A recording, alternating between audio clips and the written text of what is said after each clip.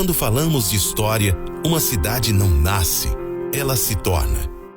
Timbó também tem uma história, que é forjada por aqueles que aqui estão. No sul da Alemanha, o imigrante, o alemão, saiu de sua terra porque havia excesso populacional. As fugas, em geral, elas, na Europa da Alemanha, eles foram mais causadas por causa de epidemias, que dizimou praticamente grandes números de famílias, a pobreza, a falta de emprego, veio a industrialização, mas ao mesmo tempo não empregou. Só um filho podia casar e os restantes tinham que trabalhar para ele. Isso foi um grande motivo para que dessa região saíssem os imigrantes. Ah, o imigrante. Ele fazia os trabalhos em mutirão, ele mesmo fazia seu açúcar mascavo, seu melado. Toda a colônia tinha tsukakishia, né, que era uma moenda. Tinha os bugreiros, eles matavam o índio como um animal. O índio não era culpado, a terra era do índio. Eu defendo o índio onde eu posso. Os indígenas que aqui viviam eram os choclens. Eles eram nômades e a cidade de Timbó era um campo de passagem. Tanto é que quando Frederico Donner veio, ele não veio para cá.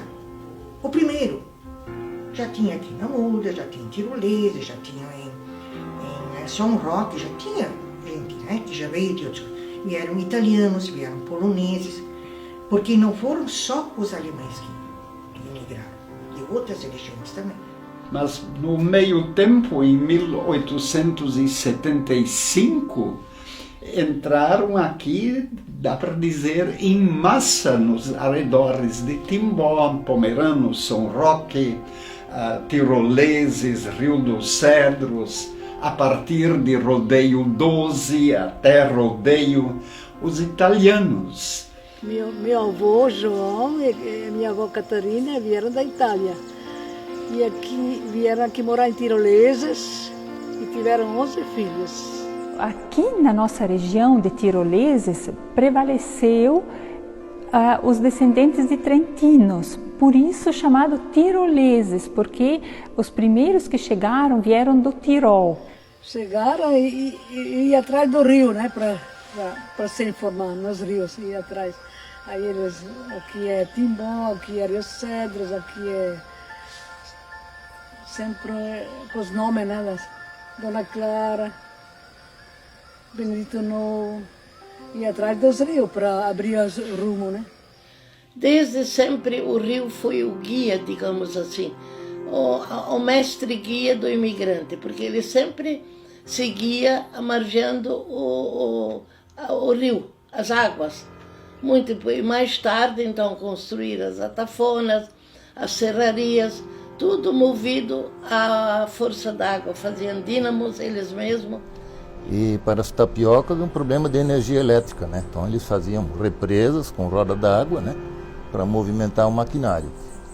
Então a mercadoria ia de uma carroça com 6 cavalos na frente, ia até Blumenau, dali ia no vapor Blumenau, e dali ia para o porto de Itajaí. O trabalho agrícola sempre foi a base de sustentação da economia timboense.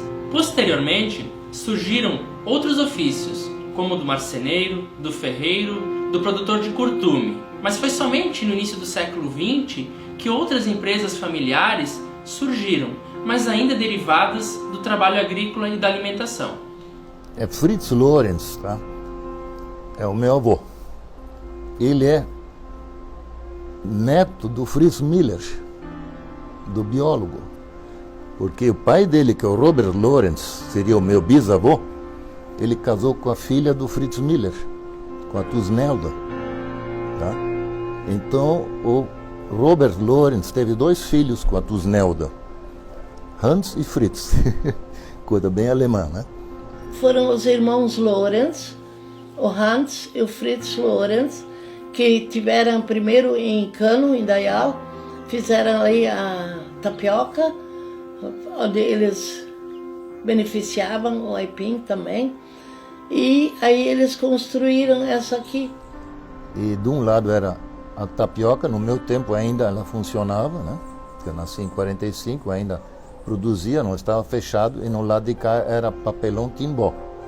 Que ainda hoje nós temos uma construção lá onde funciona agora o restaurante, né? É um cartão de visita de Timbó, digamos assim.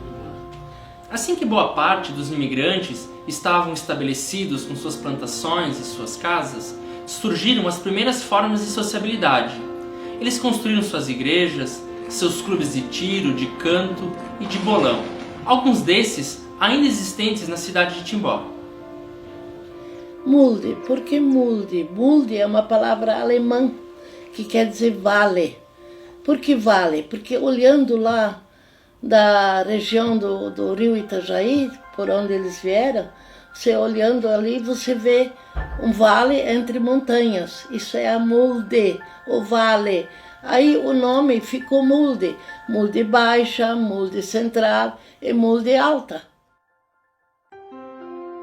Júlio Scheidemantel foi o primeiro professor aqui de Timbó. Quando Timbó, a área central, praticamente ainda era tudo mata virgem.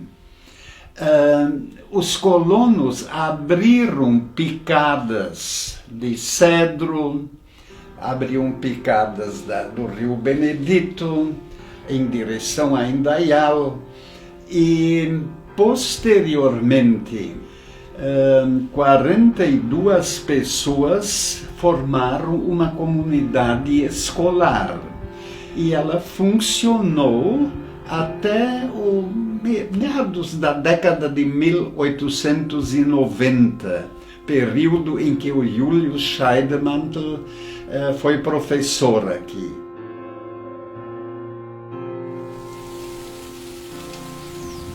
Bom, em 1949, timboenses liderados pelo prefeito Mário Schuster resolveram criar um curso ginasial em Timbó. A ideia partiu do Dr. Urbano Bertoldi, que, com o apoio do prefeito Schuster, convidaram o meu pai, Gelindo Sebastião Bussi, que então morava em Curitiba, para dar início ao ginásio. O calendário de festas incorporou 12 de outubro de 1869 como o ano de fundação da cidade. 100 anos depois, em 1869, foi preparada uma grande festa, que tinha por objetivo rememorar a história da fundação, assim como também propagandear as indústrias da cidade. A cidade tem no DNA o empreendedorismo e a partir do centenário acredito que essa veia industrial se tornou ainda mais forte. Com o exemplo que a Companhia Lawrence deixou para os nossos empreendedores que vieram depois, acredito que a cidade possa ter criado essa veia empreendedora mais focada na indústria. As indústrias já naquela época, antes do centenário, elas cresciam bastante e muito diversificado as nossas indústrias aqui no nosso município. Era tudo gente timbuense que foi construindo as suas fábricas, as suas indústrias para o desenvolvimento de toda a nossa região. Talvez é um pouco exagerado, mas a festa do centenário de Timbó, para mim, historicamente, podemos agora falar de uma época antes do centenário e de uma época depois do centenário, porque Timbó se transformou. Nós precisamos imaginar hoje para entender certas coisas. Quando eu vim para Timbó em 1966, Timbó não tinha uma rua calçada. E para o centenário, de repente, os calçamentos deram um rosto de cidade para Timbó. E aqui em nossas reuniões, um dia meu pai e eu sugerimos ao grupo por que não construirmos também em Timbó um pavilhão para abrigar as exposições e festas do município. Por quê? Na época, em Santa Catarina, só 2 municípios tinham seus pavilhões de exposição, que era o de Blumenau e de Joinville, onde aconteciam as feiras de amostra de Santa Catarina. A zona industrial, então, após a sua criação, a Câmara de Vereadores encaminhou uma sugestão junto ao prefeito de dar nome para a zona industrial na época. Então citaram o nome do ex-presidente Juscelino Kubitschek. E papai mesmo era muito dedicado, para você ter uma ideia. Ele demorou 5 ou 6 anos para esmirilhar, para polir, fazer o hino de Timbó, né? Com a música do maestro Telmo Soldatelli. Então papai fez o hino de Timbó, isso é uma honra para nós. Eu tenho dito nos meus programas de rádio de que nós vivemos uma situação diferente da média nacional. Nosso município é diferente e assim como nós temos aqui empresas que se desenvolvem talvez de uma maneira mais acentuada do que a média nacional, nós temos também um poder público diferenciado. Hoje o Jornal do Médio Vale é praticamente uma referência histórica dos últimos anos aqui em Timbó. A gente tem os jornais, todos eles catalogados, guardados e inclusive compartilhado com o Centro Histórico aqui de Timbó e também em outros municípios da região. Então ele serve sempre como fonte de pesquisa. E além de colocar os assuntos do cotidiano, ele também procura buscar a história do passado também da região. Se uma cidade não nasce, ela se torna. Podemos dizer, então, que uma cidade é também uma conquista de cada cidadão. Conquistas que compõem as histórias de uma cidade. E daqui a 150 anos, que histórias vamos contar?